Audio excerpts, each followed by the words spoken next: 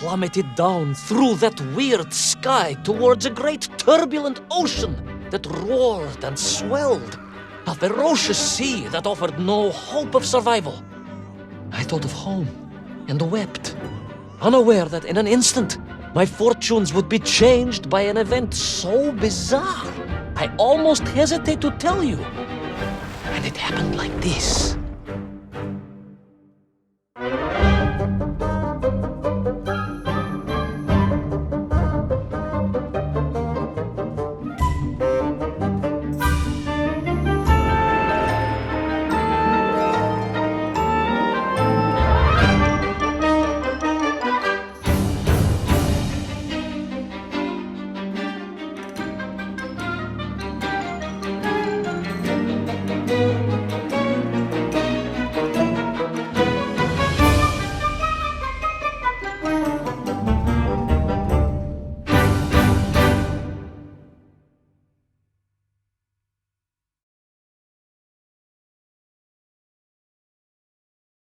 A giant whale? It was huge, General. You were swallowed by a giant whale. Yes, General. You look remarkably well for a man who was swallowed by a whale. I am blessed with a strong constitution, General.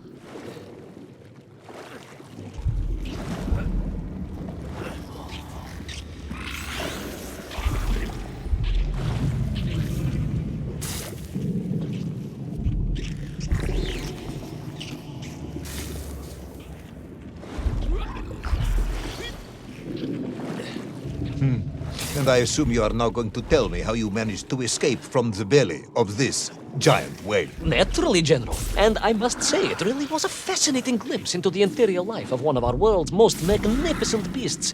I consider myself a wiser man after this experience.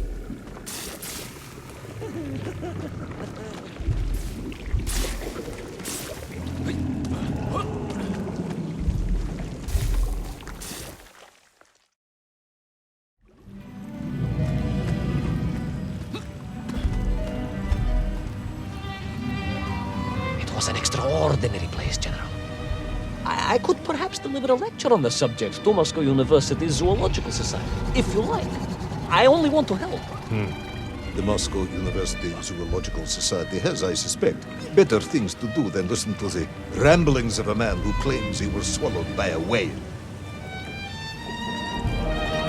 It is a shame, General. People can be so closed.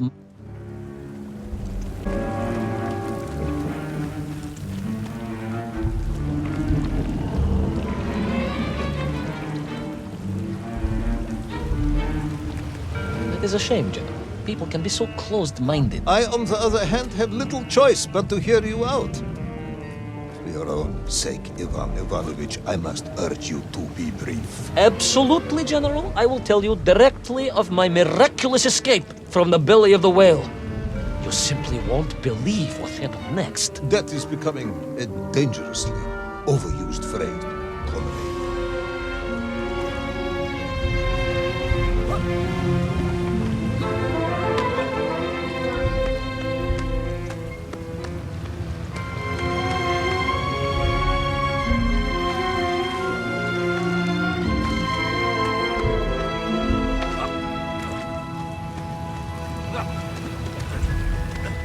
And so I found myself deep within the whale's organs. A strangely beautiful place. A sort of fleshy wonderland. A glade of polyps and globules. A landscape as awe-inspiring in its way as the forests and mountains of Altai. Oh, my home, General, that I yearned and longed for and only hoped, as I hope now, that I might one day see again. I think we're all longing for home at this point. Oh, with warm slippers, a mug of steaming Spitzin, and a roaring fire. Not far from home, trapped inside a monstrous fish with only the strange and evil-looking worms that infested its gut for company. With only one's dedication to one's country and mission to keep one from falling into despair. But no, General, I could not. I had to escape, to find little Orpheus and my way back to the surface and home.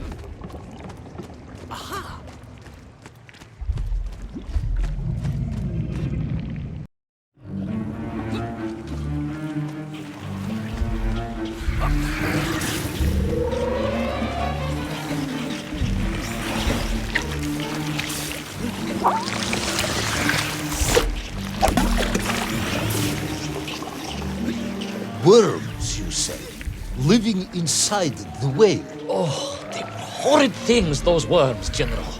And most unwelcome, I would say. Parasites. Their infestation was more of the tremendous sizes they could grow to.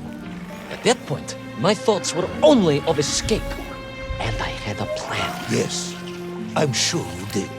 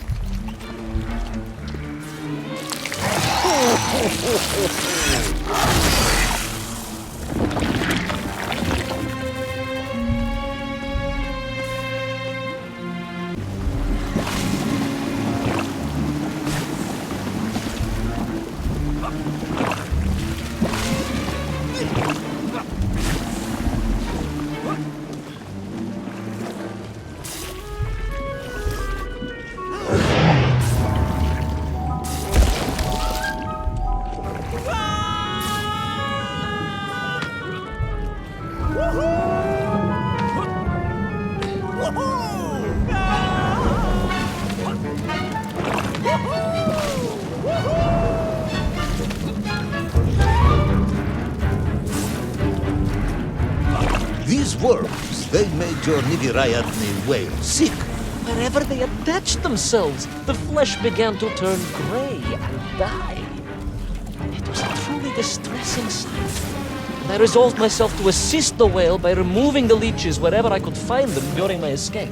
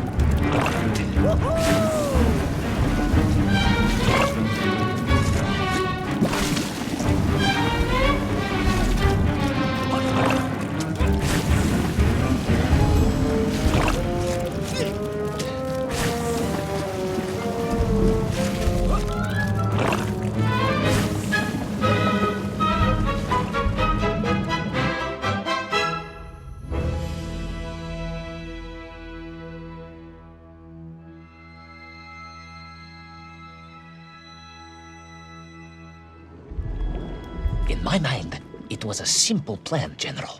I would climb up through the whale's throat into its mouth, then wait until it opened it to feed and swim out. Ah, yes. Brilliant, Ivan Ivanovich. Only one or two minor flaws with it. For example, did it not occur to you that the whale would likely be deep underwater when it ate? Вы правы, General, but I am a strong swimmer. As a child, my parents would take us to holiday near Irkutsk, where we took constitutionals in the waters of Lake Baikal. In fact, my mother often called me her маленький морской котик.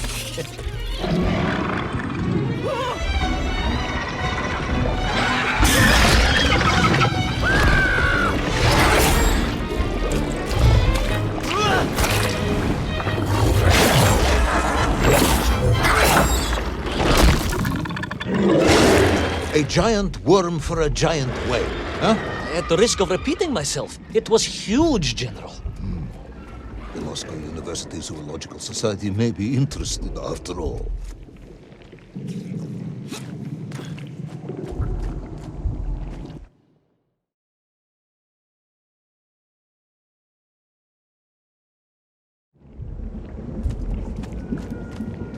Let us take a moment, Ivan Ivanovich. Your ridiculous plan to escape through the mouth of the whale failing, you would now have me believe you had embarked on some misguided crusade to free it of the worm infestation. To what end, exactly? When one suffers, we all suffer, General.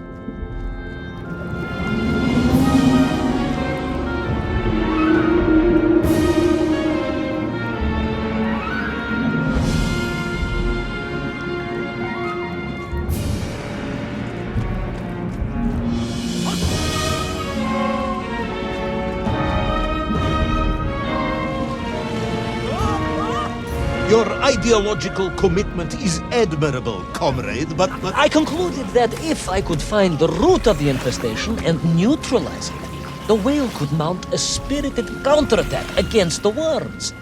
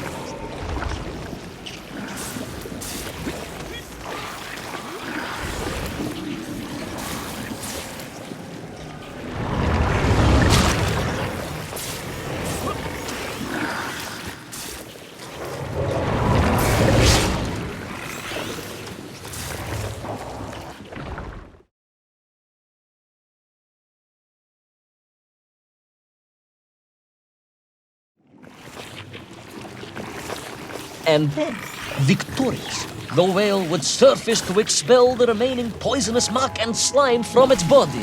And at that point, I could escape through the nearest convenient orifice. In this case, most likely the blowhole. That is the most revolting thing I've ever heard. General, we are Russians. We have withstood the sheer force of nature and history and emerged triumphant. Expedition through the nasal sphincter of a gargantuan whale is nothing to us.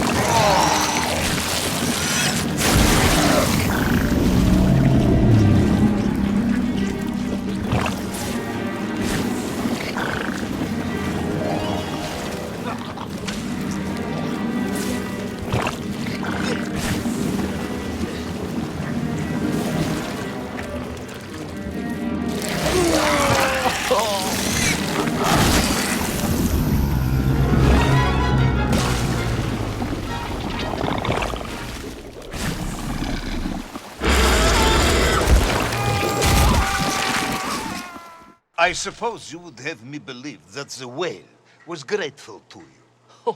Well, General, that would be presumptuous. I doubt it was even aware of my presence. But I had more immediate problems. For if the whale might have been relieved by my actions, the worms were enraged. Worms Furious. Worms Incandescent. do not feel Violently indignant. emotions. Demented, General. Deranged. Enough!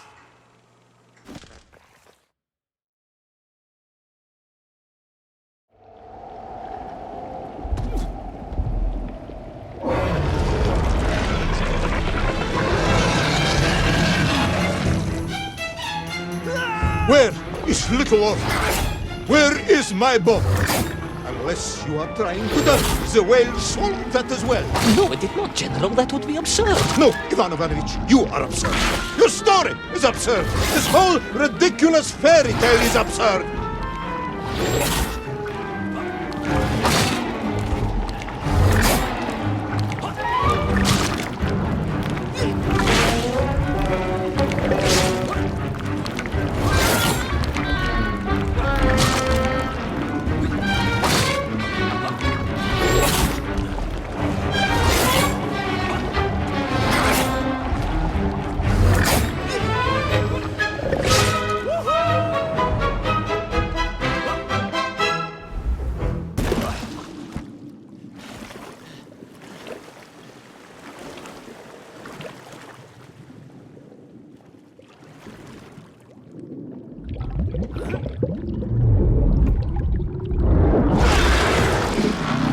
Will our brave yet foolhardy hero escape the furious worm? Will he be doomed to spend his days trapped in the innards of a bad-tempered cetacean? Where is the whale swimming to in such a rush? And what will it do when it gets there? Is the general about to lose his temper and order the cosmonaut shot? All of these questions and more must surely be answered in the next exciting episode of Little Orpheus!